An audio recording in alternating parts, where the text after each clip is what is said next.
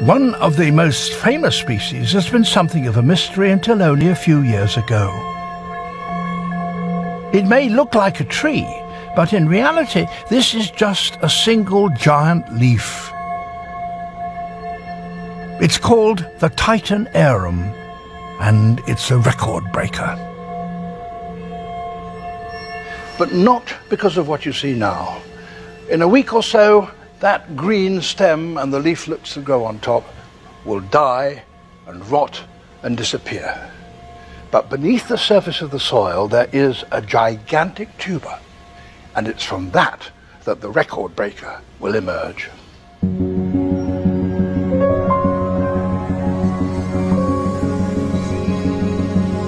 This extraordinary event occurs just once every 7 years.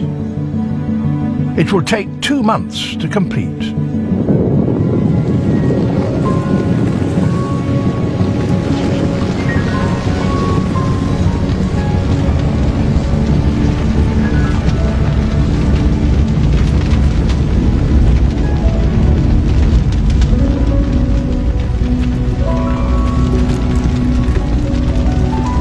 But this new growth is neither a trunk nor a leaf.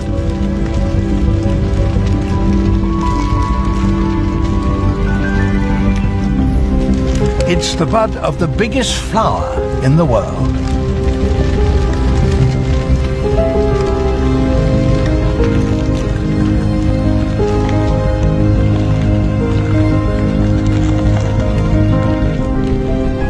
As it grows, day after day, a huge spire, the spadix, rises from the center of the developing flower.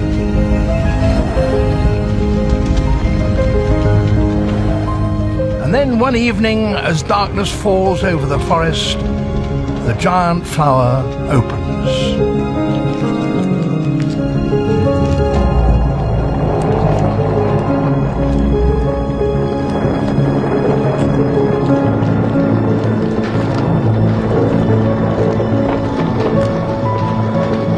This surely is one of the most astonishing of blooms.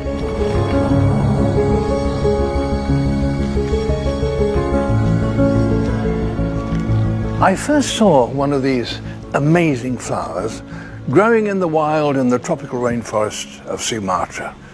But why are they so big? Well, the function of the flower, like all flowers, is to attract a pollinator. And this plant gives off the smell of rotting flesh. But it does something else, something you can see with a heat-sensitive camera.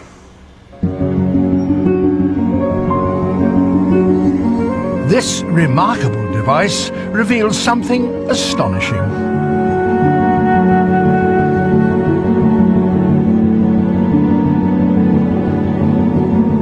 The white areas at the base of the spire are significantly hotter than the surrounding plant. It's heating up. At its hottest, the spire can reach 37 degrees centigrade, the same temperature as the body of a mammal.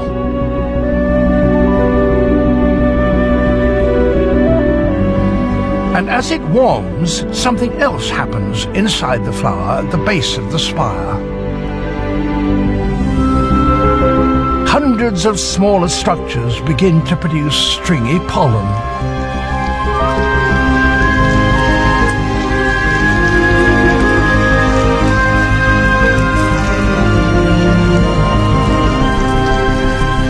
The Titan Arum is readying itself for the arrival of pollinating insects.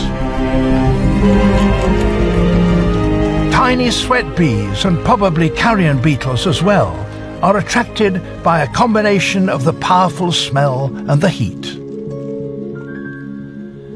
Other flowers that smell of carrion also produce heat, so it seems that what is happening is that they are mimicking the warmth of the body of a recently dead animal.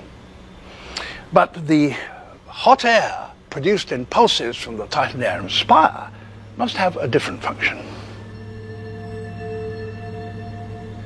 At night, a layer of cold air, still air, forms between the forest canopy and the forest floor. But the spire of the Titanarum, producing these pulses of warm air, pierces that barrier so that the smell of the Titanarum spreads out of the top of the canopy far and wide, so attracting insects, pollinating insects, from a long way away.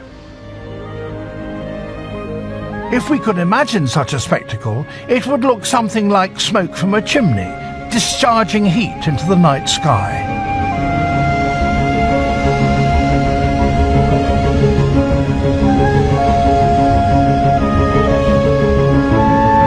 It remains in bloom for just 2 days.